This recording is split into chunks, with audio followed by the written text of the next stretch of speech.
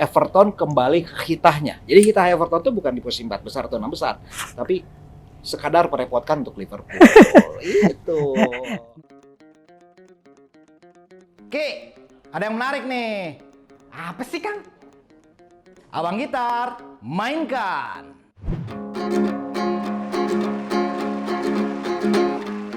Ngomongin bola tapi caranya nggak biasa, karena ini dijulitin bola.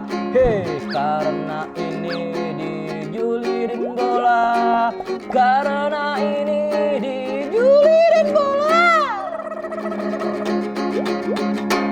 Julitin bola. Kami yang julid, kalian yang dosa. Halo pemirsa Scorer, ketemu lagi dalam acara Julitin bersama saya Oki Herman Dilaga dan teman saya.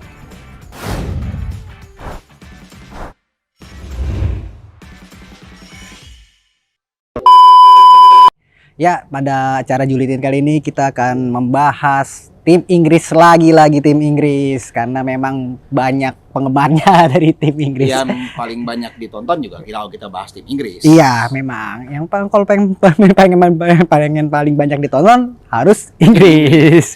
Ya, kali ini Inggris ada tim Inggris yang sedang naik daun, bukan naik daun ya, meraih kemenangan beruntun di Liga Inggris. Tim dari wilayah Merseyside. Kalau ada ngebahas soal Liverpool, gue suka karena menurut Bill Shankly hanya ada 2 tim di Merseyside, yaitu tim Liverpool dan tim cadangannya Liverpool. Iya, sayangnya kali ini kita bahas Everton, Kang. Maaf. Mana aja dia pembukaannya lemah Andi. Kita bahas Everton karena Liverpool kita sudah bosan melihat Liverpool menang terus. Ya, Everton juga menang terus kan? Jarang-jarang, tapi ini baru musim ini yang bagusnya, dan sejak dilatih Ancelotti memang Everton lebih meningkat ya. Musim lalu nggak bagus-bagus amat sih, tapi musim lalu kan Ancelotti juga masuknya agak tengah-tengah. Transisi. Musim lalu adalah masa transisi Ancelotti, dan musim baru ini Ancelotti ternyata menginginkan skema permainan yang berbeda dan semuanya disanggupi oleh manajemen sehingga mampu membeli pemain-pemain yang seperti dia inginkan. Siapa aja, Kang, pemain baru Everton? Itulah pokoknya ya. Ada James Rodriguez yang paling penting. Yang paling penting. Nanti ada nih datanya nih. Abdoulaye Doucouré. Tapi kan sebenarnya ya menarik sih. Ini kan ngebahas tim biru ya? Iya. Itu cuma ngabisin berapa? Cuma sekitar di bawah 100 juta pound ya? Iya, palingan. Satu. Ada yang biru satu lagi tuh. Tim biru satu lagi udah belanja mahal-mahal, rekor pembelian termahal Red Bull Leipzig, penjualan termahal Red Bull, penjualan termahal Leverkusen. Ya, tapi kemarin aja beruntung nggak sempet kalah lagi. Kalah akhirnya sama Liverpool kan? Oh enggak, yang seri. Oh iya. West Bromnya. Yang biru itu memang sedang mencari jati diri. Dari musim lalu masih mencari jati diri. Iya. Karena pelatihnya terlalu muda. Pelatih darah muda. Darah muda. Melegak ya. Itu juga terlihat dari permainan mereka yang ya nyerang lupa pertahanan. Ya, sementara tim biru kali ini mempunyai pelatih yang mungkin disegani oleh para pemainnya kan. Carlo Ancelotti kita tahu dia punya prestasi gemilang bersama AC Milan, Real Madrid, Bayern Munchen gak gemilang-gemilang amat, tapi tetap aja dia kalau nggak salah gelar ya. Juara doang. Juara ya, tapi juara. Jadi di Everton ini tantangan bagus bagi Ancelotti untuk membuktikan diri sebagai pelatih yang bisa sukses di tim mediocre. Di tim mediocre. Iya loh. Oh iya, selama ini kan dia tim bagus ya. Oke lah, AC Milan ketika dia bawa, tapi kan AC Milan ketika tahun 2000-an di era Ancelotti emang tim yang lagi bagus.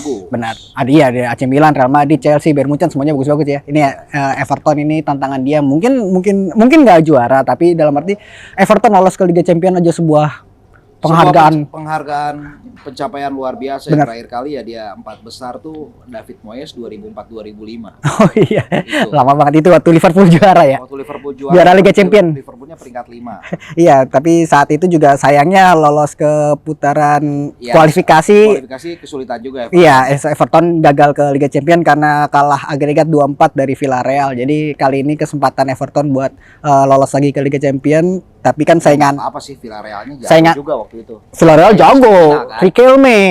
Sampai semifinal. Iya, Forlan Riquelme. Iya. Ya kali ini memang kita kembali lagi ke Everton soal pembelian pemain. Saya dari sudut pandang saya adalah Ancelotti ini ingin mengembalikan kejayaan dia waktu masih di AC Milan.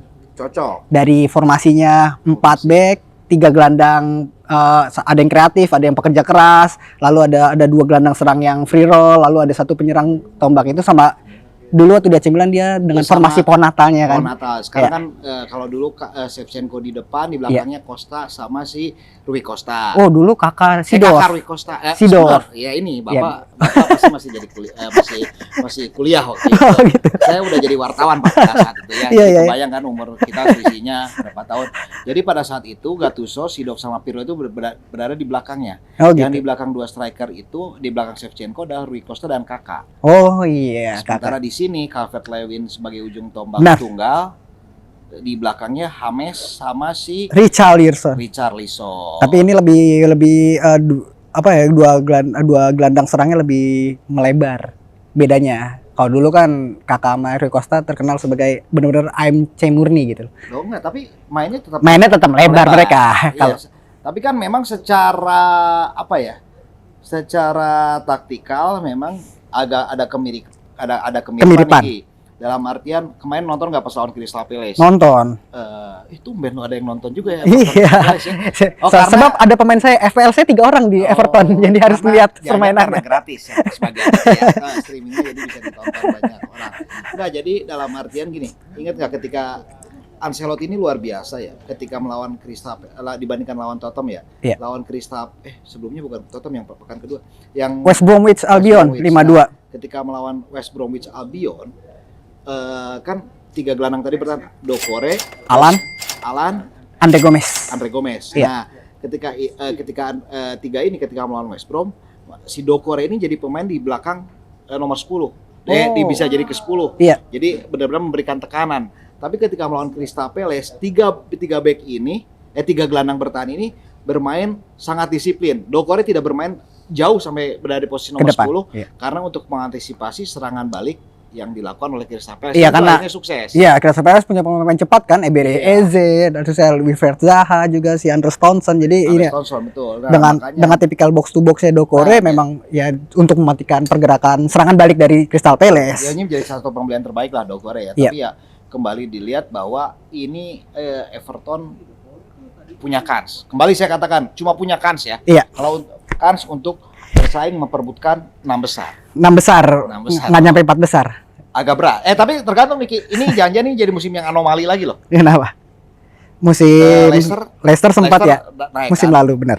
Enggak, anomali Leicester 2015 yang juara itu loh. Oh iya Bisa iya. jadi seperti karena gini, City aja siapa yang prediksi bisa kalah telak lawan Leicester? Iya.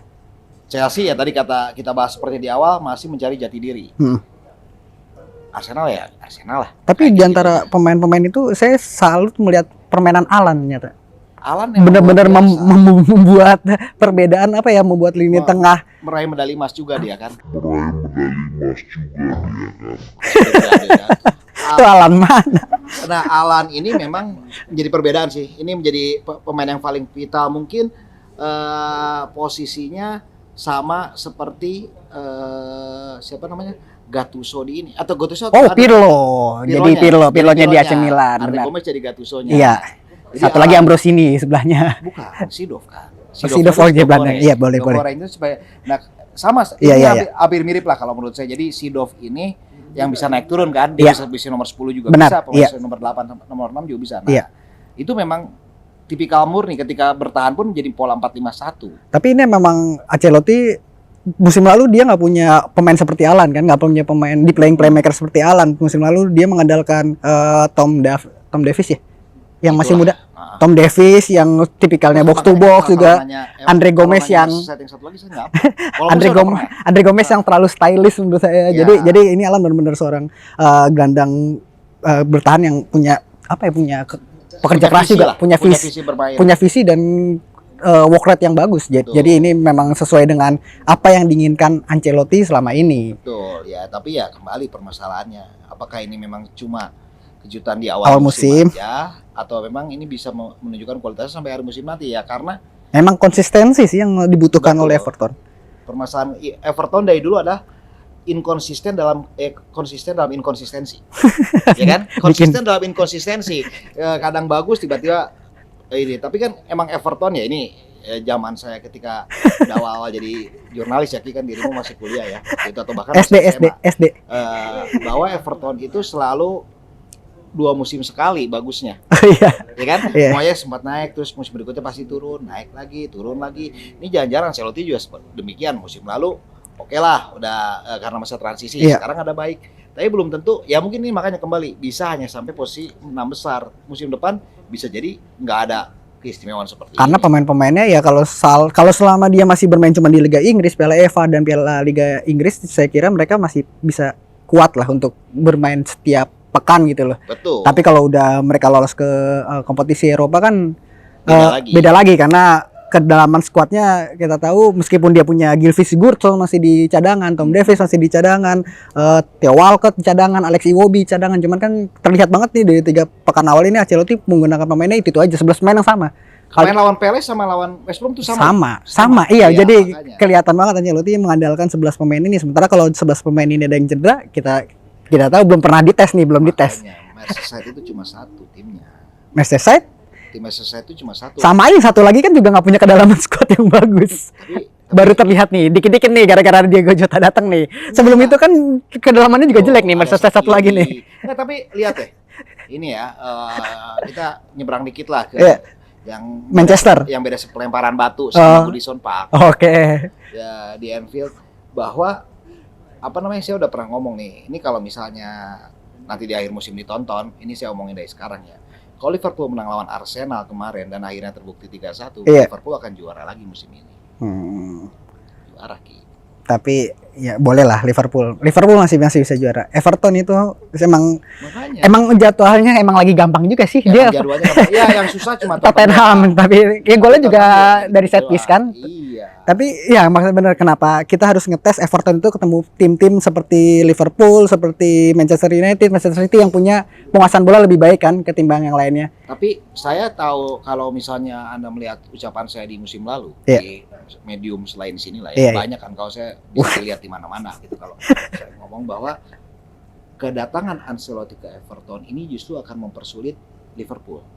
Mempersulit apa? Terbukti tahu ketika partai pertama ya dia baru 1 atau 2 kali megang kalah kan. Iya. Tapi pada pertemuan kedua bisa nahan imbang loh kalau nggak Oh salah. iya. Ya kan? Tapi kan itu Liverpool yang itu kan pas banget abis itu tuh, abis restart Liga Inggris. Iya, tapi kan sebenarnya ini sudah membuktikan bahwa Everton kembali ke hitahnya. Jadi hitah Everton itu bukan di posisi 4 besar atau 6 besar, tapi sekadar merepotkan untuk Liverpool. Itu.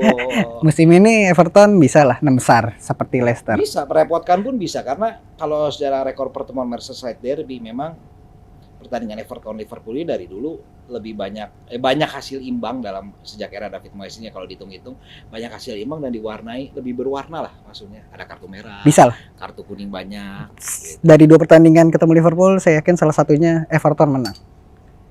Enggak, Bener, menang. dua-duanya seri kayaknya. Dua-duanya seri. Dua-duanya seri. Salah satu menang. Karena kalau Everton menang berarti dia dapat 3 poin. Iya. Dengan dia dapat 2 poin. Enggak, Salah. dia pasti salah satu yang menang. Enggak percaya. Lihat aja. Coba catat. Pekan keberapa nih? Lihat nih, ntar ada di jadwalnya. Everton, Liverpool atau Liverpool Coba lihat Everton. di jadwal. Lihat dari jadwal sih enggak lah. Bisa lah. Enggak. Ya, lihat aja nanti. Ya percuma lah. Enggak penting. Ya udah, bagaimana lihat hasilnya nanti? Ya pokoknya Liverpool juara. Everton. Liverpool Menang. juara apaan? Everton menang lawan Liverpool. Liverpool juara. Ya, untuk sekian dulu kali ini bahasan kita soal Merseyside biru. Biar Liverpool hidup. Gua nggak hafal Gitu. lagunya. Gua nggak hafal lagu Everton. Lagu Everton coba. Ya gini Everton bagus di stadion. Sampai ketemu lagi di acara Julitin lainnya. Untuk ingin tahu update berita olahraga, follow Instagram Skor Indonesia.